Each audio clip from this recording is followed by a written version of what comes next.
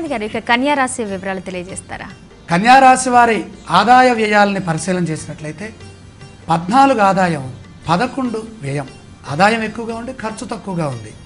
అలాగే 2 రాజపూజ్యం, అవమానం 6.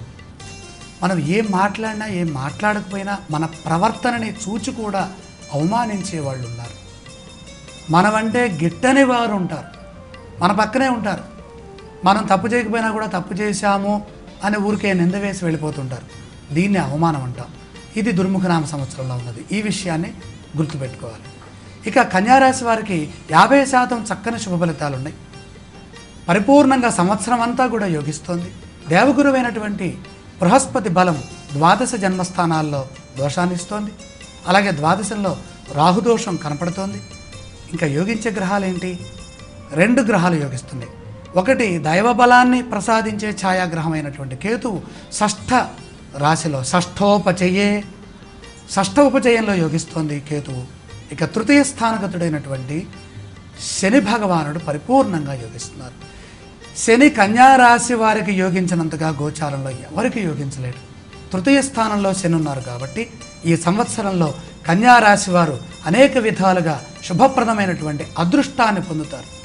ఇంతవరకు మనం అదృష్ట శబ్దాన్ని ఉపయోగించలేం. ఎందుకని అంటే శని వలనే అదృష్టం వస్తుంది. దురదృష్టం రావడానికి ఆయనే కదా కారణం. ఆయన రాకుండా ఉన్నాడంటే అది మనకు అదృష్టం అన్నమాట.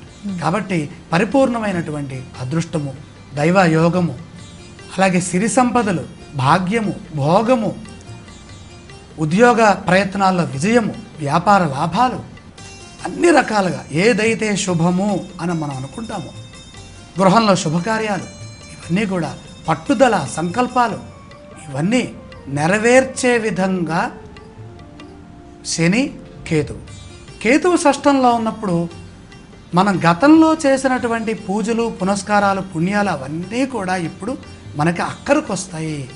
దైవబలం వెన్నంటి కాపాడుతూ ఉంటుంది.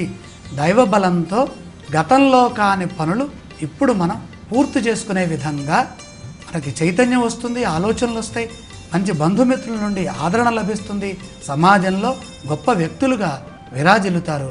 సంవత్సరం పొడుగునా శుభాలున్నాయి.